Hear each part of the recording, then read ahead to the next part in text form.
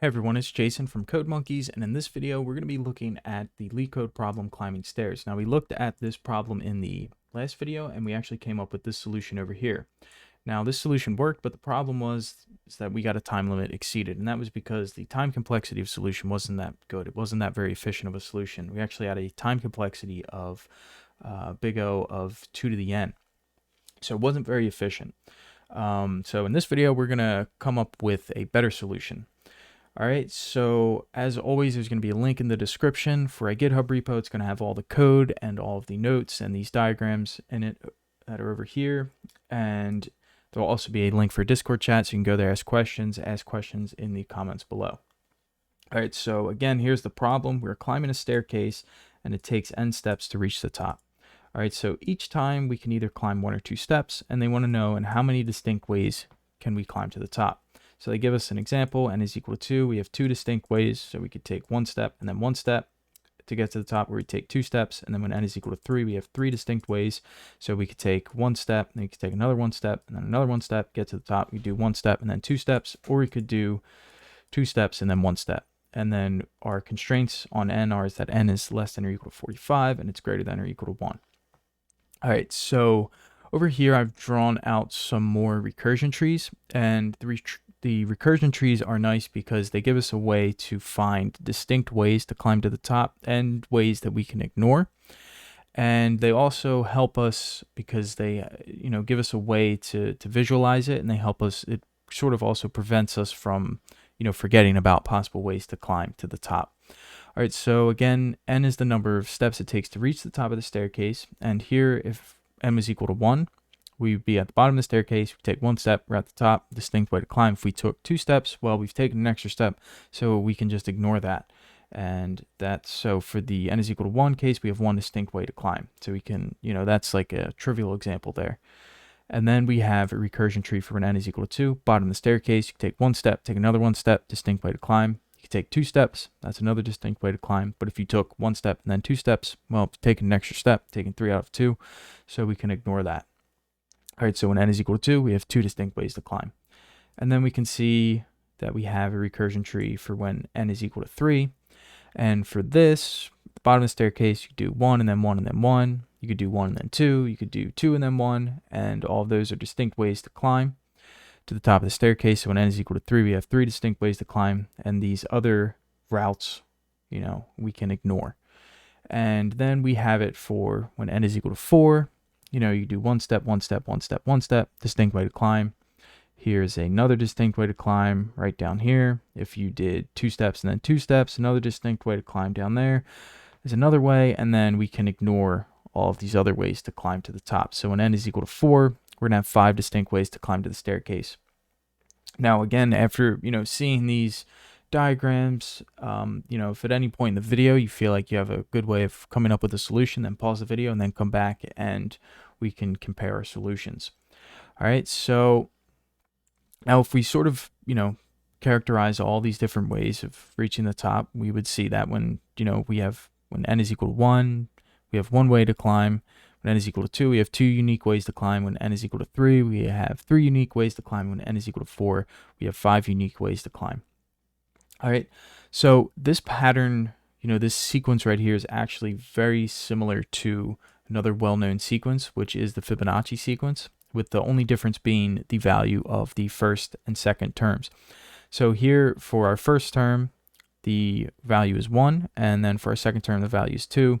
And in the Fibonacci sequence, the value of the first term is 0, and the value of the second term is 1. So it's a very similar pattern to that. All right, so if you notice that right away, then you could just immediately think to yourself, okay, how can I implement a Fibonacci sequence, or a slightly altered Fibonacci sequence in this case? All right, and another thing that you could notice is that, that we have 2 ways to climb the staircase to reach the nth step, right? So if we take 1 step, then we're n minus 1 steps closer to n, and if we take 2 steps, then we're n minus 2 steps closer to n. So we can get the distinct number of ways to climb these steps by summing up the ways of climbing to the n minus 1 step and the ways of climbing to the n minus 2 step.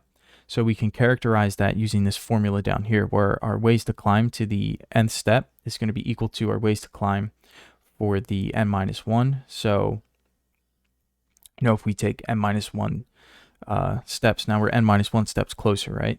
And then we add that to our ways to climb, n minus 2 steps. So if we take 2 steps, then we're going to be n minus 2 steps closer to the top. So we can sum these ways of climbing, and this will be for n is greater than 2, right? So if we came up here, then we could see that if we did, 3 minus 1, we get ways to climb of 2, which would be 2. And then if we did 3 minus 2, we get the 1. So we have ways to climb for n there with a value of 1, and then that would be 1. And then we could do 3, or we could do 2 plus 1 to get 3 for when n is equal to 3.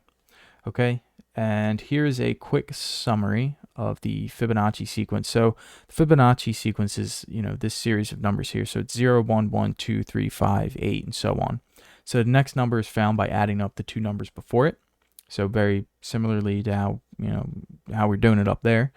And here's an example down here is 5 is found by adding the two numbers before it. So if you did 2 plus 3, you're going to get 5. And the first two terms are called the seed numbers. So for here, we have, this will be the case when n is equal to 0, you have f of 0 is equal to 0, and then when n is equal to 1, you have 1. And those are the seed numbers. So our seed numbers for our case are going to be, we're going to have for a value of 1 for n, that'll be 1, and then value of 2 of n, and then that'll be 2. So those are our seed numbers down here, going to be 1 and 2. And then here's the formula for the Fibonacci. It's going to be f of n is equal to f of n minus 1 plus f of n minus 2 for n greater than 1. All right, so if you've seen the Fibonacci sequence before, then this may immediately have sort of like jumped out to you. You may have noticed that. But this is sort of a way using those recursion trees that maybe you could come up with this pattern, and then sort of think about the problem and then come up with this formula down here. So now that, we have this pattern that we can use to characterize it, then we should be able to come up with a solution with a better time complexity. All right, so now we can get into the implementation of that. All right, guys, now let's get into the implementation. So I'm just going to clear out this code that we wrote from before and get rid of this. I'll just copy this here. Okay. So that'll be our function. Now, like we know from over here, we're going to have,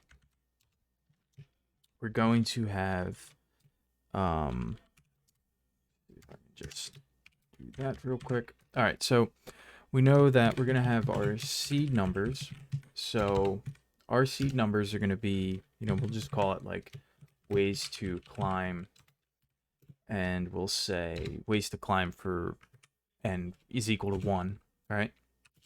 And we know that that's equal to 1, and then we have ways to climb for when n is equal to 2, and we know that that's equal to 2. So those are our seed numbers, and then we have our formula over here, which was, ways to climb for n, which is then going to be equal to ways to climb for, say, n minus 1 plus, let me just get rid of that, plus ways to climb for n minus 2, right? And that's going to be for n greater than or equal to 2. All right, so these are like the formulas that we have and that we know of. Now, so for our seed numbers, so what if the case when we have n is equal to 1? So if n is equivalent to 1, then what we're going to do is we're just going to return 1, right? Because we know we have one unique way of climbing in that case, and then we have an else if, right? So else if n is equivalent to 2, then we can just return 2, okay? So these are going to be our, our seed numbers for the cases for our seed numbers. All right, so now we have else, right? So what happens if we have n is equal to 3, 4, whatever? All right, so to do that, what we can do is we can let, ways to climb. So we can define our our seed numbers here. So ways to climb for when the case when n is equal to 1, we let that equal to 1 here. And then we'll let ways to climb for 2, and we'll let that equal to 2. Okay, let me just fix that. All right, so now we have our two seed numbers, and now what we need is we need to define, a variable for just ways to climb, right? So we can characterize our equation up there for ways to climb for, any arbitrary n. All right, and so, if you've ever implemented a Fibonacci sequence before, then you'll kind of already know that we need to have some sort of a loop. So we need to kind of loop through and then update the values, like our previous values that we have to add together to get the next term, right? So one way that we can do that is we can just have a while loop. So we can do while, n minus 1 is greater than some counter, and we'll just say I. So up here, we'll just let I be equal to 1, right? So that'll be our counter there. And here, if you had 3, for example, right? If you did like 3 minus 1, that would be 2. And then we'd have, 1 there. So we would kind of, 2 is greater than 1. So we'd hit the loop, and then, but we'd only want to hit that loop once, right? To get like the third term. So the third term over here being that one, we'd only want to kind of loop through once in that case. And what we're going to want to do is we're going to want to say ways to climb is going to be equal to our previous term, so our ways to climb 2 plus our ways to climb 1, right? So like we're just kind of think about this for when n is equal to 3 right now, because that'll kind of help to understand what's going on here. But when n is equal to 3, you're going to have this, ways to climb 2, which are going to be equal to 2 here. And then we're going to have ways to climb 1, which is going to be equal to 1 here. So when n is equal to 2, well, that's going to be greater than our initial value for I, which is 1. So we're going to be able to enter this loop, and then we're going to define ways to climb, and then we're going to be able to set that equal to 3. So that'll work for when n is equal to 3, but what happens if, we wanted to do it for when n is equal to 4? Well, we'd have to update, these variables over here. So what we could do is we could say ways to climb for 1. We're going to update that to be ways to climb for 2. All right, so now our ways to climb 1 is going to be ways to climb 2. So now what it was originally, it was ways to climb 2 was 2.